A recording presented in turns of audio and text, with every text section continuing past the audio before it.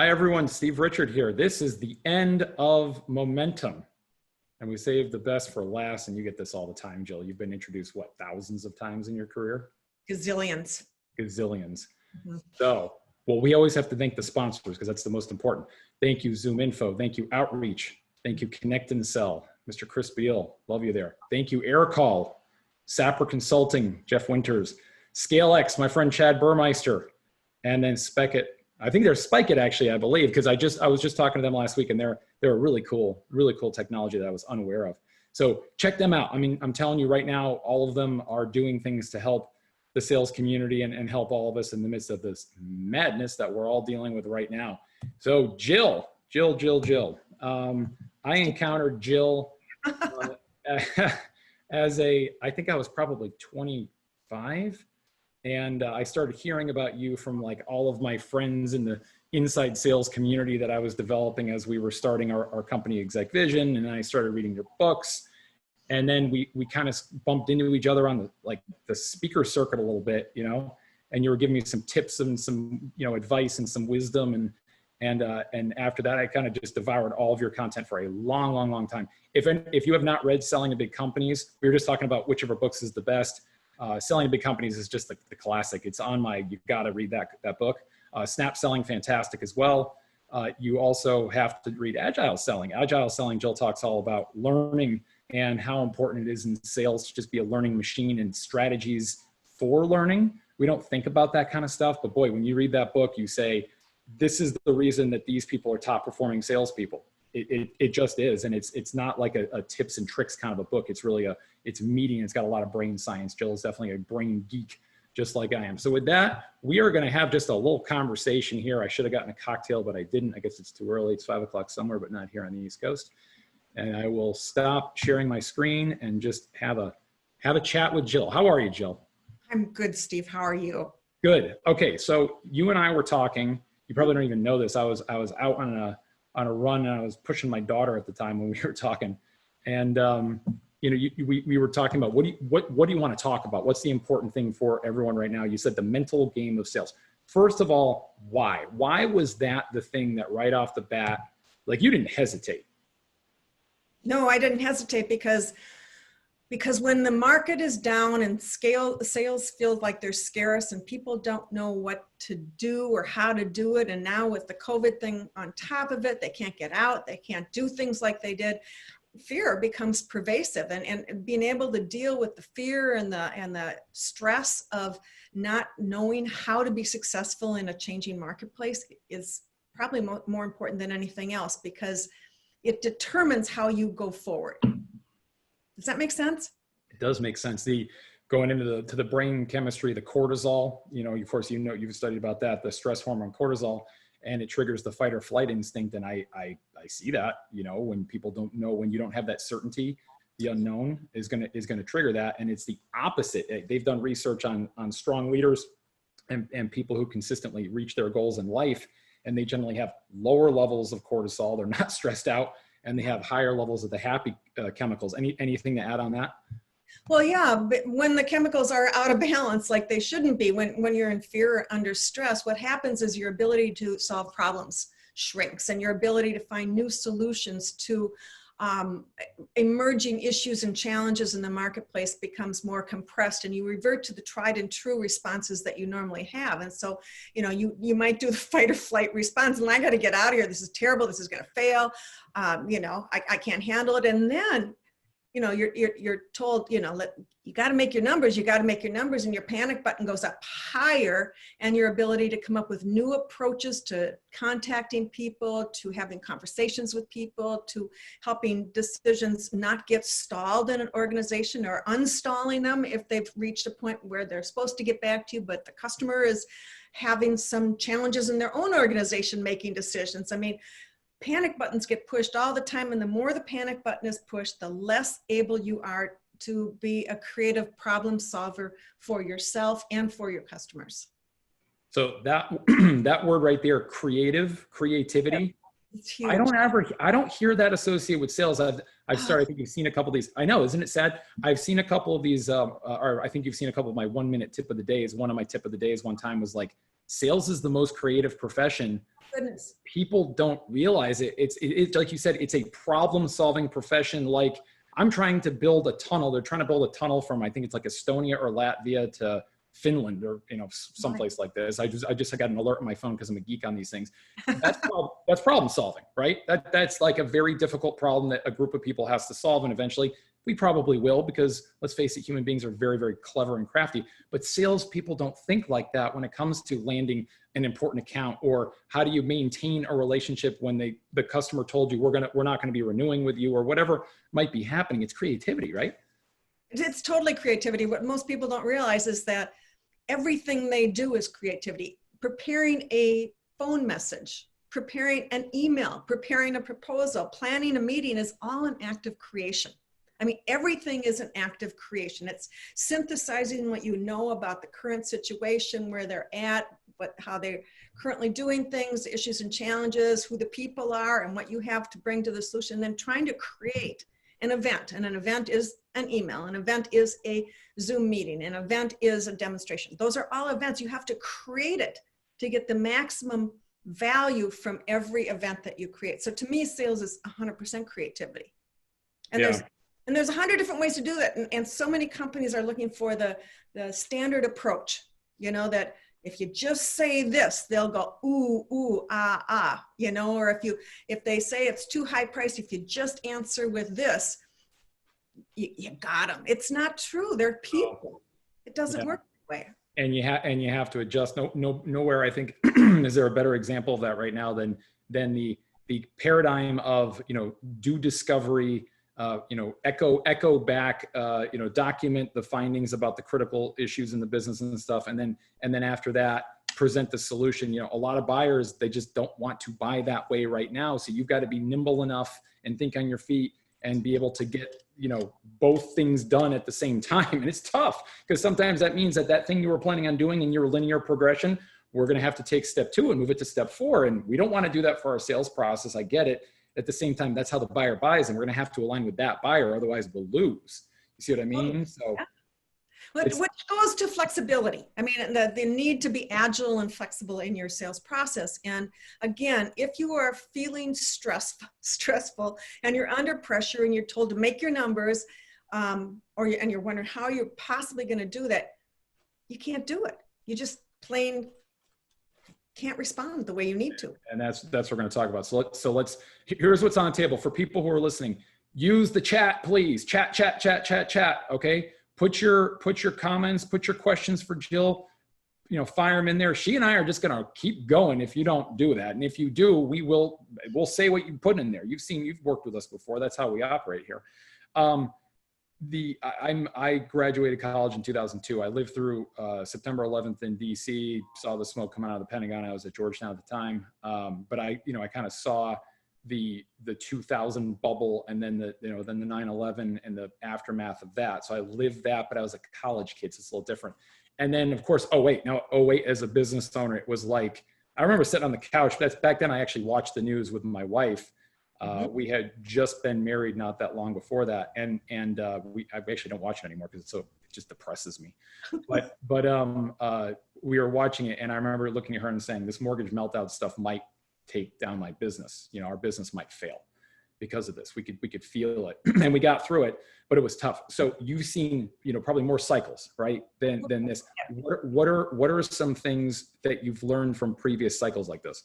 I've learned that mediocrity doesn't work, that you cannot continue with business as usual. And the other thing I've learned along the way is that I think it's called the Dunning-Kruger effect, where people don't know what they don't know, which is was a fascinating thing to me, because the more you talk to somebody who understands the profession they're in, the more they say, well, I'm not really sure, and I couldn't possibly do that, and I've got all these variables. They're really thinking about everything that is possible. But the person who doesn't know what they don't know are missing tons of opportunities to grow and to maximize their potential and help their customers. And so what I'd say to everybody is if you're a 100%er, you know, or 85% or 110%, you know, of your numbers, there are people who are doing things out there much differently from what you're doing. And it is what is leading to their success. They literally, there are ways and strategies and approaches that are more effective. And it is absolutely necessary to tackle learning and to turn yourself into a learning machine and to be trying new things. That's really hard if you think you understand sales and you've been in sales for, umpteen years and you've been through the ups and downs. This one's a little different. Different. Yeah. I mean, no meetings in person, all on Zoom. We get worn out at the end of the day. You're working out of your bedroom. You've got kids running around. You can't think like you used to. You can't get away from people. I mean, all that is happening right now. And there's a high probability right around this time of day, because school's over for the day. We have 4 kids, ages 4, 6, 8, and 10. And my wife will typically come in and fold laundry there. So I have to quickly put on the virtual background. I generally don't like virtual backgrounds because I think it takes away from the authenticity. And who the hell am I fooling? I'm in my bedroom. I mean, what do you. So no, you're exactly right. In some ways now it's odd, because I'm going to say something strange. It's actually been a net positive in my life, because I'm not traveling. And with the kids that age, I saw them at lunch today, and my wife was at the grocery store, and I said, hey, what do you think about the fact that I've been here and I haven't been doing business travel? And usually the kids are at the age where they start getting sarcastic and everything. And they said, Daddy, it's been great. We really have loved having you here. And I was like, wow, that's yeah. See, I think it's slowed down for a lot of people, and they're starting to realize that you don't have to do business the way you used to do business. You have to figure out how to do business differently. And it will not necessarily involve all that travel in the future. And your clients probably won't want it either. I mean, you don't need to come and see them. You're more of an interference unless you're at a conference, I gotta tell you a real funny story in that we have a customer in Texas, mm-hmm. and I had a session scheduled with their management team. And I said, are we going to do this? Because this was in the beginning of the pandemic. This was early April. I said, are we going to do this because in DC, it's all shut down, but we're a hot spot. But in Texas, it's like business as usual at that point. So I'm like, and they said, are you kidding? If you come to Texas, they're probably going to shoot you. I'm not kidding. People have guns here and will probably they're joking around. But the whole thing is people in Texas are all armed. And if someone comes here from a hot spot, you're going to be in trouble. So that's the irony. You're right. People are basically requesting that I don't come. They're like, I don't want to see you, which is very. And I don't know who you're hanging around with and the germs that you're carrying, and you seem like a nice guy, but your friends, we don't know anything about that. And we're, if you're going to the local bar, or if you were up in Sturgis at the motorcycle, event up in Sturgis, South Dakota. Yeah, there you go. So actually my wife has antibodies, and we have been very careful. However, we got them at the very beginning. She had it. She lost her sense of taste and smell first week of April, came back. Now she has antibodies, and she got it.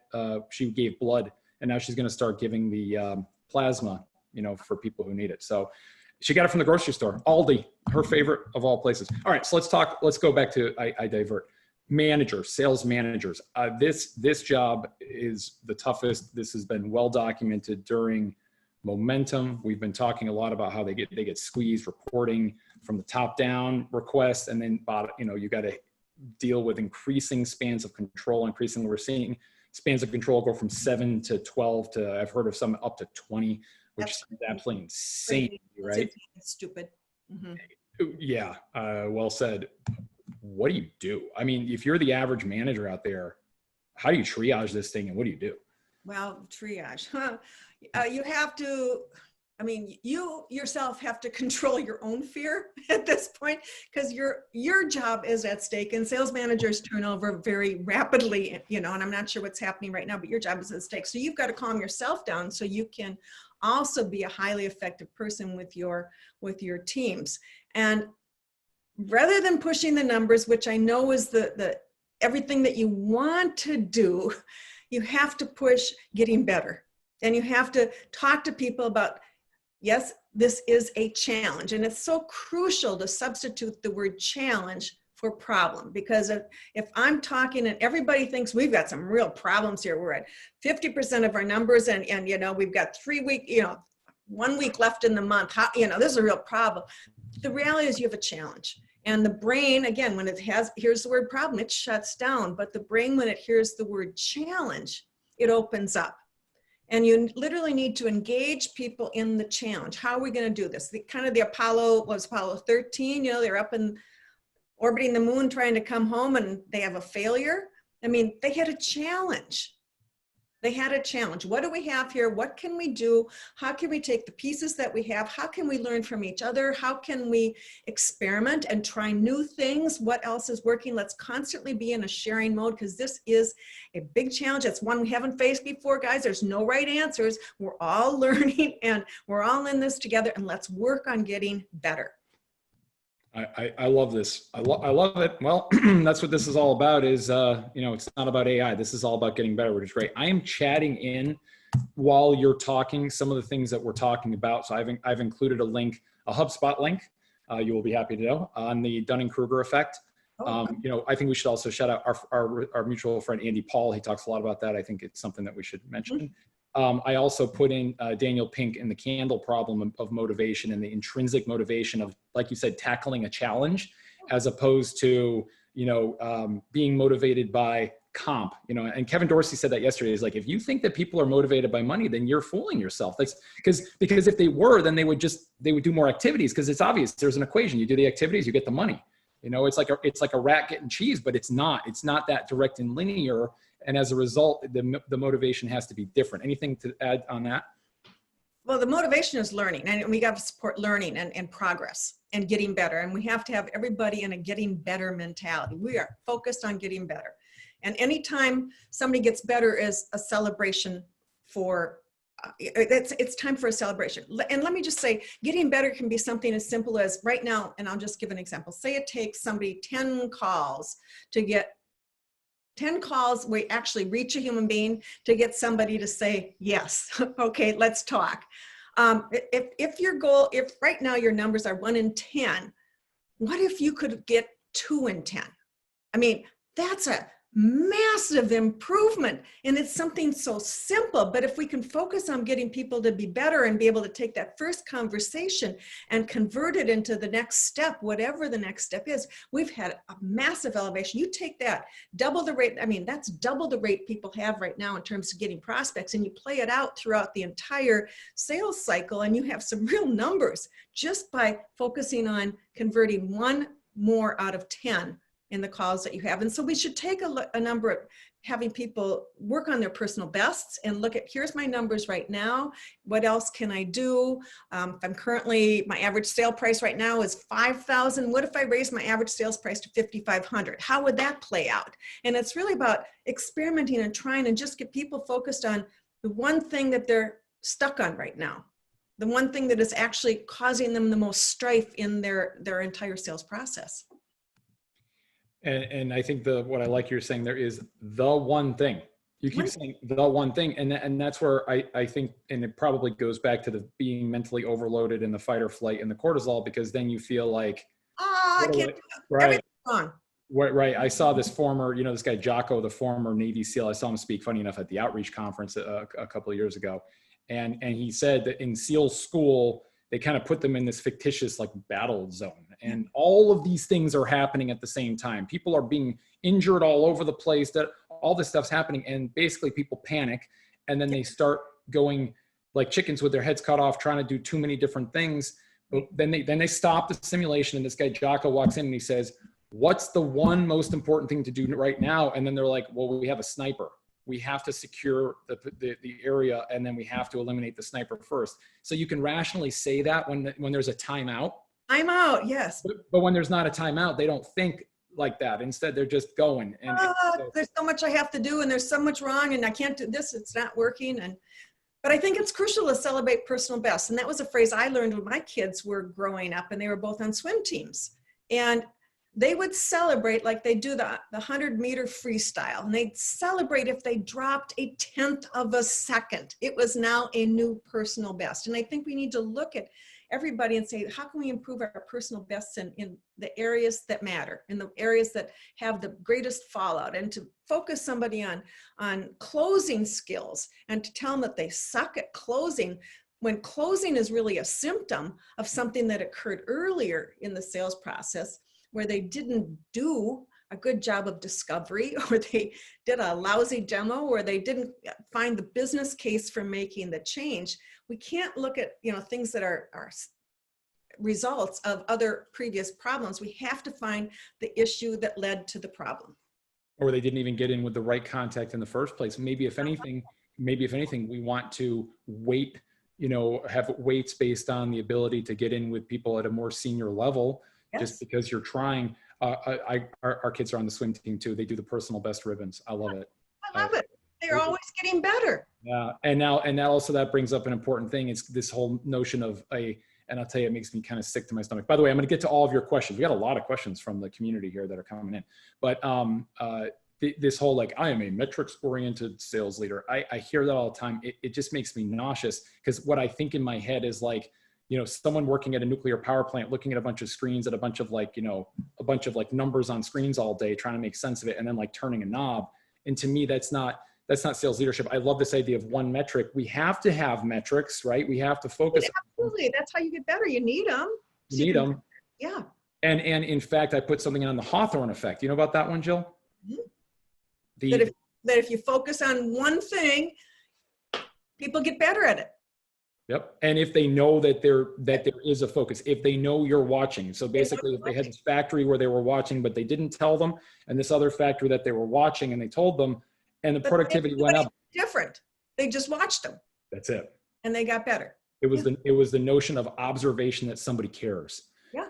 And we've heard that word a lot in this event, is observation. All right. We've got a lot of other questions, but I'm going to go to some of the ones from the crew here. Michael asks, how do you work with reps that are being performance? I'm going to summarize what he's saying here. How do you work with reps that are being performance managed, which could raise the fight or flight response? So a lot of times performance management is triggering the cortisol in the reps, and that triggers fight or flight with the reps. Now, of course, we need to have performance management, but you do have this paradox of, when you hit them with the performance management, a lot of times it's a fight or flight, and then it has a counterintuitive effect that actually makes them worse. So what do you do as a manager for that? But I mean, let me just say, I think there's a couple things involved. There are some people who don't have the motivation and don't care, and they're just kind of hanging in there, or they're a bad egg and they're causing problems with your team. And those people you probably want to take a different tactic with, because you probably don't want them around. But with somebody who is in a performance management program, you just really have to put together a plan with them and help them and coach them. I mean, if you think of yourself as, the swim team coach or the soccer coach, I mean, these people need help. And you have to work with them on where they need help. Some will not improve in time, and that's pretty sad, which goes back to the fact that your job is always to be a good coach for your salespeople, and not to just manage the numbers, but to be observing and providing feedback on where they could improve. But so what would you do if you're a sales manager today and you got a member of your team and they're clearly not getting it done? And what's that conversation sound like that you're having with them over Microsoft Teams or Zoom like this? The conversation really sounds like, I care about you, and your numbers are lower than what they should be. And so what we really need to do, and again, I'm not coming at them. I'm not leaning forward and just, I'm sure you're not happy with your numbers, and you need to get them improved. And let's talk about what we can do and where we can focus to help you meet your numbers. And then it's a conversation about what they're doing and where they're actually running into problems. And it has to be also a conversation that focuses on trying to sort out the symptoms from the actual problems. Like.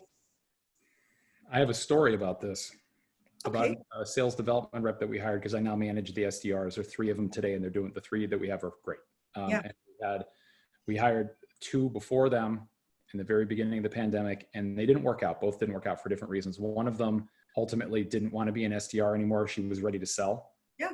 And she was always looking for another job while she was here. Let's be honest. That's great. Yeah. I mean, some people aren't committed to it. It's not what they want to do. That's okay. And I can't fault her. I asked her 15 ways in the interview, boy, it seems like you should just be closing now. And she said, no, I'm ready. I'm committed. And, but things change. The other one was the interesting one though. The other one, he basically he wasn't making calls. And you could see that. It's very easy with the inspection of the metrics to see that. He could see it. Everybody in the company could see it. And at one point I said, I called him, I said, hey, I'm concerned. I'm looking at this, what you are, is this accurate? At first he kind of made it sound like it wasn't. And then, what he said to me? This is fascinating. He said, Steve, I want to say something. I'm sorry. I've let you down. I'm sorry. I've let you down. He said, and I shouldn't be here. I've got some things going on in my personal life, and I'm going to resign and go. It's like, wow. But he and I remain in very, very good terms. today. So I think it's the framing of the conversation and how you go about doing it changes everything. Everything, right. And I'll never forget when I was working during a early recession that I went through. It was my first recession as a sales leader. And I was traveling in a mining area of Minnesota. Up in northern Minnesota, we got the taconite mines, and that particular area of Minnesota was very depressed. And the rep I was traveling with had always been a top performer, you know, for years. He had been a President's Club qualifier, and I went up to travel with him after returning from maternity leave. And I mean, his numbers were like 30%. And I went on these calls, and now, you know, you can't go on calls, but you can listen to calls to get the same effect. And he'd go in and, you know, how are things going, Steve? How is the business? How is the economy affecting you? Oh yeah, I'm hearing everybody, it's really down. You probably don't want to buy a copier today. I mean, you know, he just, you know, it was like, he had no idea. He was trying to build empathy and a relationship and talk with people, but he was taking them down the tubes with him and making things even worse. And you came out of the day, and I'd seen this multiple times. I said, Bill, here's what you're doing. And the next month he was over 150% of quota because he changed. He just simply changed. It was like he had no comprehension. Oh. He was doing that. He thought he was, you know, creating a relationship about the economy. Things are tough. And instead he just went right down. But he recovered, and he qualified for President's Club that year in only 6 months of performing. We sometimes make sales management overly complicated. Yeah. I mean, if you talk about what you just did, you observed something and you described it. You know, this is Jim Keenan with I can't say, I gotta call him Keenan. Keenan with his, the model of coaching from professional ski instruction. We talked about that a lot. This conference, observe, describe, prescribe. That was simple, right? Because this guy could self-correct. You didn't need to sit there and tell him what to do. No, he didn't know that he'd gone off course. He had no clue. No. He was working as hard. I was his manager, traveling with him, and he just needed to be corrected. So there's so many things you have to think about. Like you're talking about some people at the beginning of their career who just, it's not the right job for me and I hate it, or I've got personal issues going on. Not everybody wants to continue. The people that do, you know, coach them, work them with them. I've got a crazy curveball question that came in from somebody in the audience. Okay. Okay. You okay with this? It's not personal or anything like that. It's not like that. Maybe. I have no idea what you're going to ask me. Okay. I'll ask you. You say if you don't want. It's on topic, but off topic. It's interesting. So Jonathan asks, would love for you to share your thoughts on how we should consider leveraging, building, or incorporating industry digital communities in our outreach and engagement strategy. He said, I believe that micro communities are like podcasts 10 years ago, and I see lots of opportunities in building interest, being able to prospect better and create customer pools driven by these micro communities. I thought it's interesting. And actually a little bit is, you know, crazy, Gary Vaynerchuk, he talks quite a bit about our grandparents were more prepared for the future than we are because of all the segmentation. The tribes that exist increasingly become smaller and smaller and smaller and smaller and smaller to the point where it's like very specialized micro communities like that. So any thoughts on that? I think people should try things. I mean, I can't speak very specifically to what this person is asking because I'm not into that kind of stuff. Right. Now, and I'm not a technology geek like you are. So I'm like, no, I'm not. I'm the person. In fact, I used to work with technology companies and help them launch new products, and they would hire me because I don't like technology, which is funny. But I would say, if you can help me understand the business value of what you're doing, I can help you figure out how to effectively sell your product in the marketplace. So I'm a lousy person to ask that question to, but I'm a good person to say, I would definitely try something like that. Yeah, we have to. I mean, we have to be testing and measuring and trying everything. All right, so let's talk about sales reps. We've talked more about the sales managers. Let's talk about the sales reps. Let's talk about sales activities and like the day-to-day rhythm of being a sales rep. What are your observations and thoughts now? A lot of thoughts. Day-to-day rhythm. I think a salesperson needs to look at their day as not just something that happens to them.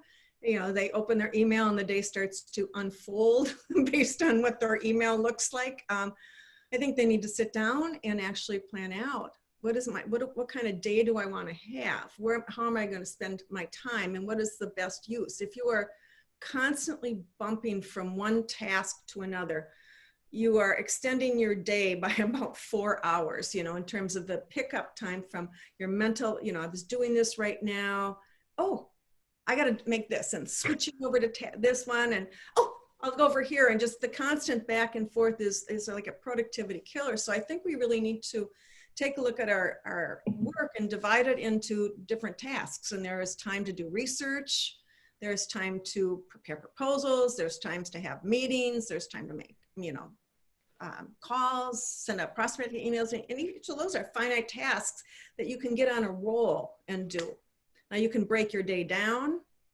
Actually, you should start your day by saying, what are the most important 3 things I need to get done today, you know? So you do That's get a good one. The oldie but a goodie, and it's something that I'm not seeing people do right now. Oh, but if you ask, what's the most important thing to get done today? Start there. These are the 3 most important things. So you get them done and block them on your calendar so that they're actually there. And at the end of the day, I mean, if we're talking about learning, I think there's an important time for people to talk about what they've learned during the day, and to take a few minutes at the end of the day to jot down a couple of things that they noticed or that they learned, because that will help them be better and repeat the good stuff or avoid some of the bad stuff as they go forward. Okay. I want to pause on that for a second, and I'm going to type it in here, because I think if all of us did, sales leaders, managers, et cetera, reps, did these 2 things that you just said, we would all be better. Start your day with, what are the 3 things you need to get done today? And then do them. Scott Shaw, our Chief Revenue Officer, he was a Dale Carnegie guy. So he, you know, is very much in that mode of thinking. So start your day with that. Yeah. And then end your day with, what did I learn today? You know, it's such a simple thing to do, but if you could do that consistently, habitually, rhythmically, again and again, how would it change everything? It changes a lot. You'd get done what was most important and not get diverted, number 1, which is really easy. And number 2, you'd notice things that you were learning, and you would be on the improvement curve. I mean, to me, that's crucial. By the way, Steve, my last book that I wrote is called More Sales, Less Time. And I wrote it because I, like everybody else, was really struggling with always being online and being distracted and bouncing. I mean, I felt like I was losing my brain. You know, the inability to put together cohesive thoughts when you're constantly jumping. And I spent a lot of time, I spent a year studying and experimenting with all sorts of different ways to change my life so I could have a life, so I could have fun again, you know, like, duh. But I was working around the clock. And so, you know, More Sales, Less Time was the result of all my experimentation. I became a personal guinea pig on all these things. And my goal was to be able to work, you know, like significantly less and make the same amount of money. I have not read that, so you got me. Now I want to read it. Here, I was really a slug, yeah. Mm-hmm. I'm putting that in the chat, because that's so good. I'll give you a couple things that I've seen that are very effective. The first thing I've seen be very effective is turn off all the notifications. Oh my God, number 1. The Slack pop-up, the email pop-up, and you know what happens, and I hear the resistance, because I frequently talk to groups of salespeople and talk about that. The resistance is, well, what if, Jill? What if a customer or a prospect gets back to me and they need that answer right now, and if I don't get back to them within 10 minutes, my competitor is going to get the deal? What's your response to that? I mean, I've literally had people say that to me. Let me just say that here's what you can do. Here's what I did. I experimented. And I said, okay, I'm going to go 15 minutes, and I'm going to check my phone every 15 minutes to see if any, you know, text messages have come in or anything. So I went 15 minutes, and I discovered over the course of a couple of weeks that there was nothing that was 15 minutes. So then I stretched it to half an hour. Oh. And then I got up to an hour, because again, I'm testing how much is coming into me that requires immediate response. And I think everybody, depending on what you're selling and to what your market is, it could be different. And there are some markets that it might be true. Like if you're selling to Lending Tree, or, you know, Lending Tree is feeding you leads, and these are people who are looking at mortgages, then you better damn well get on the phone right away, because there's research that shows that if you don't respond right away, you lose them. But that's a whole hell of a lot different than other things that people are selling. I mean, a technology sale or, professional services sale, I mean, that's really different. So you need to test in your own market and see where it is, because it's not the same for everyone. And have systems that can help you with this. If there's something that's really that critical, you can actually set up to be notified with a text message, for example. I tell anybody, look, if you really need me, text me. And if you really, really need me and you text me and I don't get back to you, because guess what? I'm talking to customers and prospects all day, every day, or our team internally. Yeah. So, I mean, if there's something that's that urgent, double tap me or something, like call me. And if I don't answer, text me. And then I go, okay, this is something I got to look at, but by and large, you change that flow and you stop looking at the dang pop-ups. I mean, every time it's on something on Slack, it's usually not that important. Yeah. I mean, like that, I was with somebody one time and she got a text that said, there's a thunderstorm in Atlanta. And I'm going, yeah, excuse me?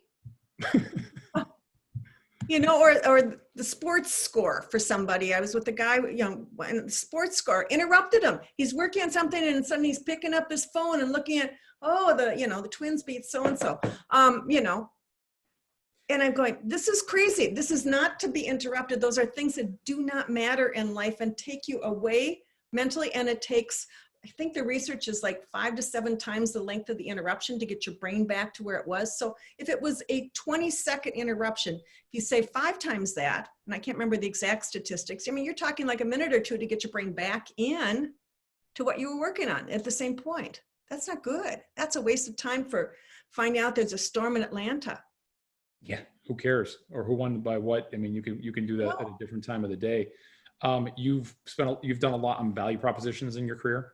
Yes, I love value propositions. Business cases, and it feels like that's very different. I'm gonna preface this question with something that our dear friends Trish and Matt Bertuzzi brought up in a previous session, because Matt Bertuzzi brought all this incredible data, looking at the world through the lens of the CFO, and I, in the beginning, he was trying to be very deliberate to be like, look, I know this is a sales conference and I know we're talking about like CFO level data from like Deloitte, but trust me, this is going somewhere. Just stay with me on this journey. And basically by the end of it, you realize that your value propositions are all wrong. Your business cases are all wrong because you're not looking at them through the lens of someone who has this new business reality that they're dealing with their boards, with their investors and everybody else. So can you talk to how are we going to change value propositions and business cases based on what's happening? Well, first of all, I think, how are we going to change it? We have to change it. Many companies have to change it because they're looking at it's easier to operate, or, it goes a little faster. I mean, you need to get a financial business case that would go to the CFO and they go, oh, I had no idea that it could make this big a difference, and we can play things out with that. But you can't do it if you're not talking directly to the customer and trying to extend what if you say, for example, that it's easier to operate than your current system, then I'll just use that one. Ease of use. Everyone loves that one. Ease of use. So let's talk about ease of use. What does that mean? What does it mean to you? It's easier to use. How does it help you? Does it free up more time? How much more time does it free up, Steve? What do you do with that time? What do you do with the extra time? Or what could you do with that extra time that you're not currently doing with it? And so it's taking a look at things and not taking ease of use and going, ease of use is nice. But when people are trying to decide, in a tough economy, if they're going to spend money, they're going to look at the business case. And you've got to roll it out. And so you have to ask deeper level questions to find out what difference it truly makes. Yeah, tell me about a time that you had something in your personal life that was impacted because of this challenge that you just told me about. Yeah. And it's amazing how often people will say like, well, yeah, I mean, I'm not going to give you the details, but I don't like missing dinner. I don't like missing my kids' soccer games and those kinds of things. Well, let me just give you a set of personal example. There was one client I had a while back when I was doing consulting on product launches, and it was, and they were in the printing industry, and they talked about this new technology that made a better dot. Okay, and they were so excited because it made a better dot, and they said, we'll just take it to the printers, and they'll look at it and they'll go, oh. Wow. what a dot. This is like an incredible dot. And the printers will totally get it. And I'm saying to them, because I've done work with them before, like, what difference does the dot make? And they said to me, Jill, it doesn't matter. They get it. So they went running out to their market and they showed it to their best customers, you know, the ones that they knew would understand it. And they looked at the result of this technology. And, oh, yeah, that's a great dot. We need to have one. Okay, so they closed all the ones who got it right away. The people who totally understood what the dot meant. And then sales dried up.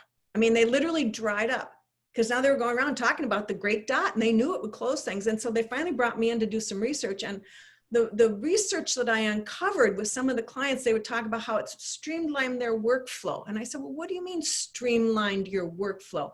Well, what it does is it allows us to not have to have overtime because we're able to get things done in the time that it needs to be done. Well, how much have you saved in the last couple months, you know, with this? And by streamlining our workflow, we were able to delay the purchase of a multi-million-dollar machine.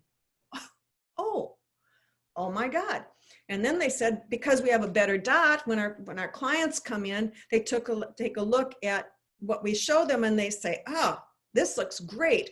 And then we don't have to deal with the $2,000, you know, fix that we have to deal with them every single time. So by the time I left one client, they had a business case so strong. That was just one client's story because we went inside the streamline the operations. What does that mean to you?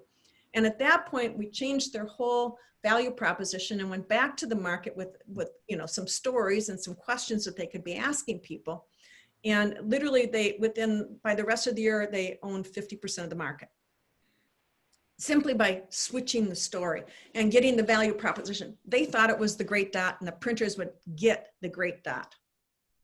It's the story, you know, and with our business, with Exec Vision, with our business, the story is when you have, and when I was traveling, it was easier for me to collect these, you know, because when you're there, but I would have the person walk up to me at the customer site saying, hey, you're that Exec Vision guy. I know you, I've seen you. Hey, I just want to let you know that when I first started here, if it wasn't for that thing, I would have failed. Yeah. That is powerful stuff. You know what I mean? When you hear that, you go, this hits you in the heart. This is what makes it worthwhile. Because there were so many people running around out there that will say, I didn't have the ability to understand what was happening in these conversations. There was, and realistically, a lot of them, you know what a lot of them say, and oh, by the way, my managers really didn't do very much with me. I had to kind of go in there and figure it out for myself. But if it wasn't for this thing right here, you know, so who cares about the AI surfacing the coachable moments and the skills heat map and all that stuff? Grip about that. No. No.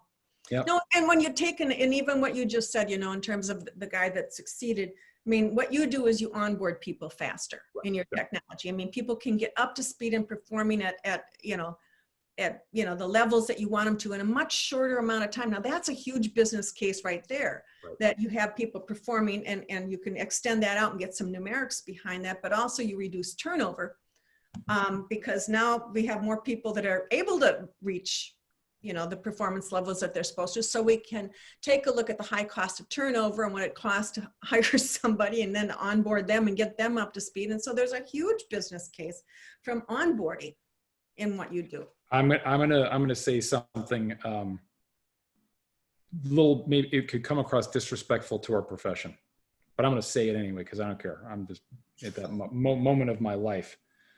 I believe a lot of salespeople have the opportunity to ride off. They ride the coattails or kind of sail in the wind of their company's brand.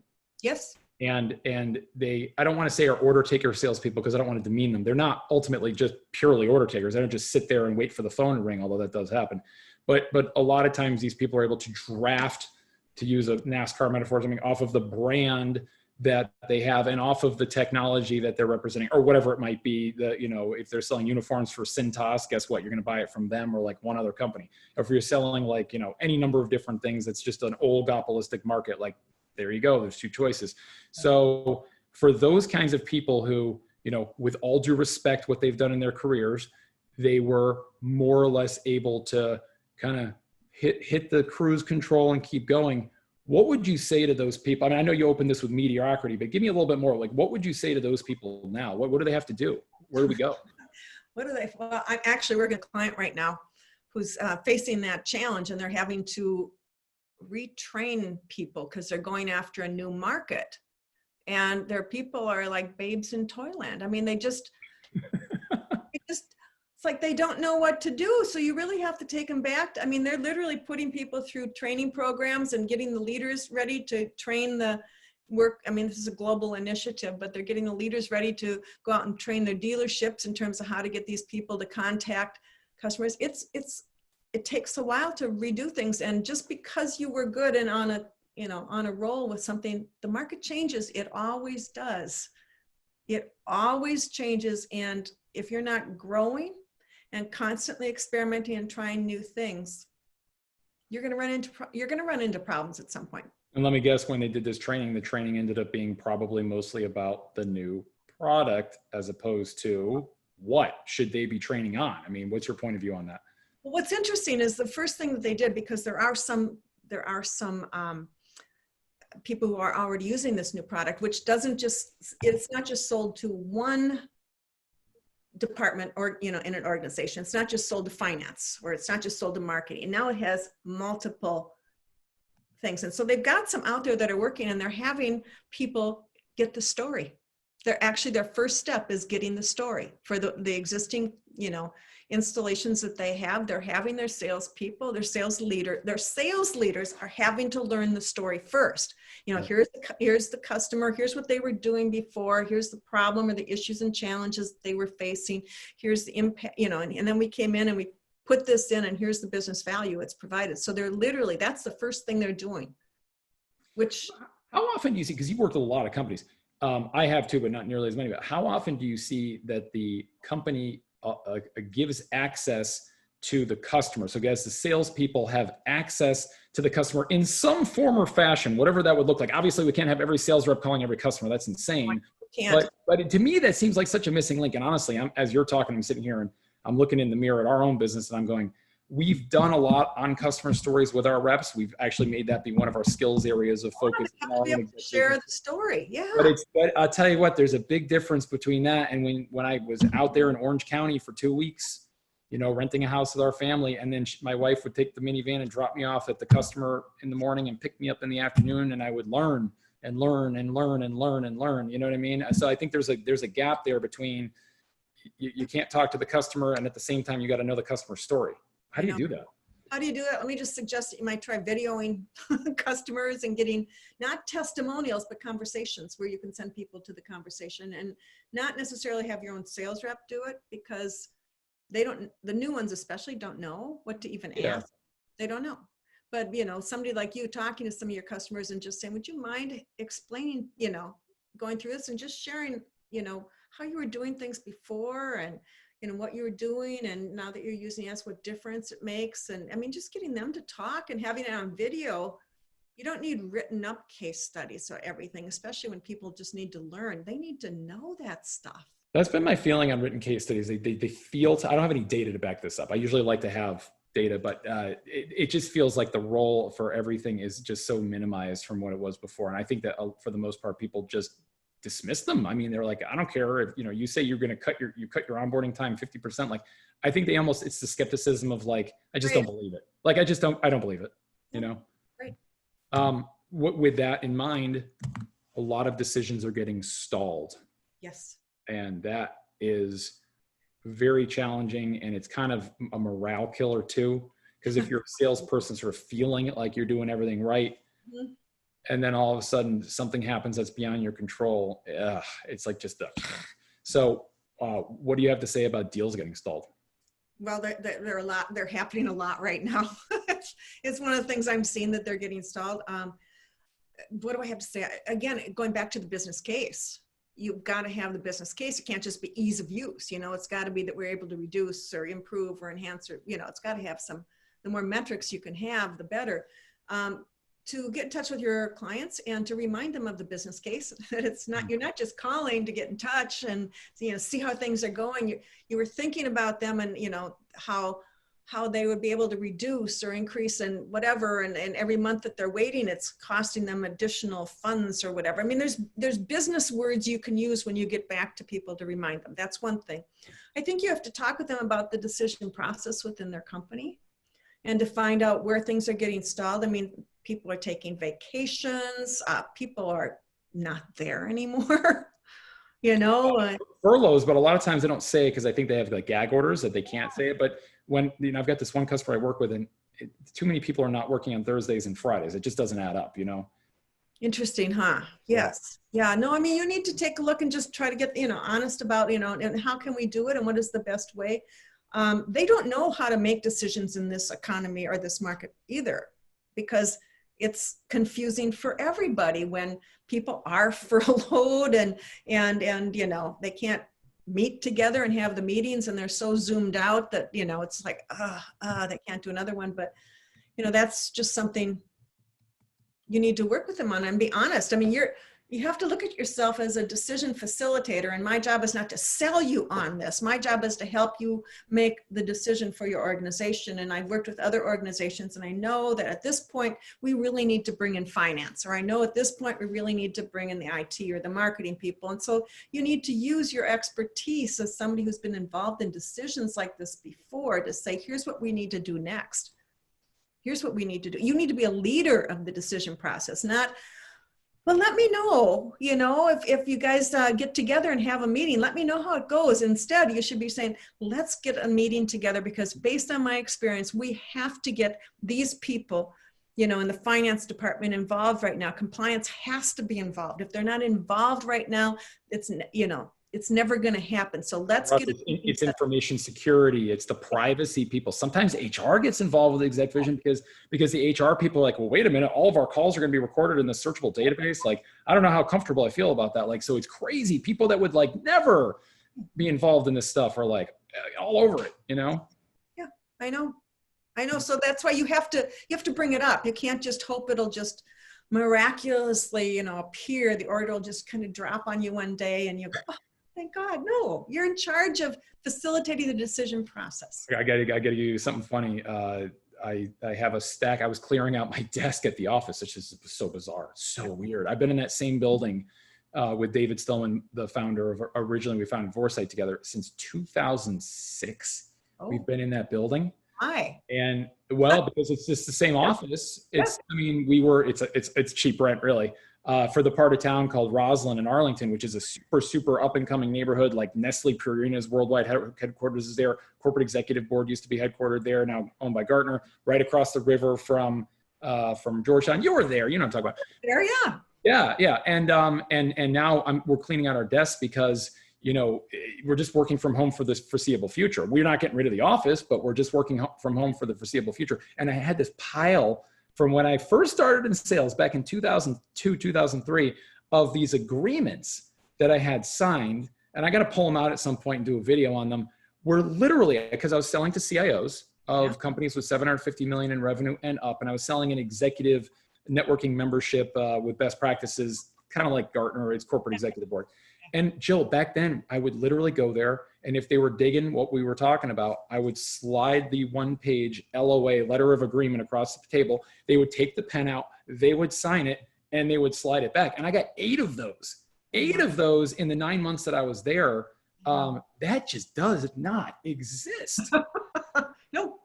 Yeah, we got this new thing called corporate governance, but that brings up a good point before I go into. By the way, Zach, I see out there. He's digging this conversation. He's like, this is so true. Here's a reality day to day for a rep, day in, day out for a rep who might not be engaging with someone at the right level. They're dealing with a consensus group buying decision. There was a tip that you put out there at one point, a strategy about how to use LinkedIn. Do you remember that, about like how to engage with? I have no idea where you're going with Okay. You said, I want to remind you, and I want to hear your thoughts. You said, because the problem is you can't look like you're going over your champion or your the person who's helping you. Right. Well, there we go. Now the gears are going. But at the same time, you have to be communicating directly with other people in the decision-making process, especially the economic buyer. You have to do this, but then if you do, this person could get their feathers ruffled. So your idea was, and I love it. I do this to this day. It works. I send a LinkedIn connection message to the people that I'm not talking to, that I've been told are involved in the decision, saying, I understand this is an important decision for you. You know, it's been a pleasure working with Jill Konrath on your team. Just wanted to let you know, here's my phone number. If you have any questions, you feel free to come to me directly, but I'll keep working through Jill, is the gist of the message. I'll tell you, Jill, they accept that 90% of the time. They almost never write back. Sometimes they do, but almost never write back. But just having that direct connection like that has made a huge difference. Okay, you're thinking things. Go.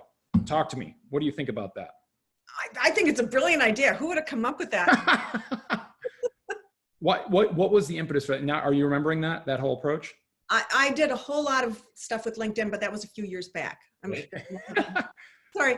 I mean, I go into experimental mode on different things. I mean, it's like, okay, well, how can I use this? How can I do that? And LinkedIn was certainly one that I spent quite a bit of time trying to study and figure out what was the best way to make it work. And then LinkedIn obviously changes different things. Was there one thing that you learned from your LinkedIn research that stuck out in your mind that you remember?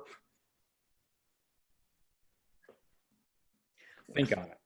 Oh God, Steve. I mean, I see if something comes up. Otherwise, we want the repository. Where did you put all that stuff? Let me just say right now, I'm so blasted sick of people reaching out to me and you know, wanting to meet and then coming right at me with trying to pitch me. I mean, if anything I would say about LinkedIn that is happening today, I would say that is the most disgusting thing that I have seen. That I'll connect with people, they'll have a little note, and you know, it may even sound good, and 2 seconds later I get this canned pitch that we specialize in this, and I'd love to talk with you about how our company is doing blah blah blah. And it's like, that is such a violation.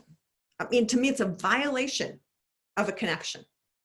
That's what's sticking out to me most today on LinkedIn. Hallelujah. I love it. I'm going to give you one last question. Oh God, no. Yes. One last question. So I have heard a lot of people talking about things like, and I'll say it, depression. You know, I'm very fortunate that I'm not one of them. I'm feeling quite happy. Things are going really well, but a lot of people are not. And I have empathy for those people who are not. And a lot of the people, I think in our profession in particular, have gotten hit hard. What would you say to folks that are dealing with that type of thing right now? What would you?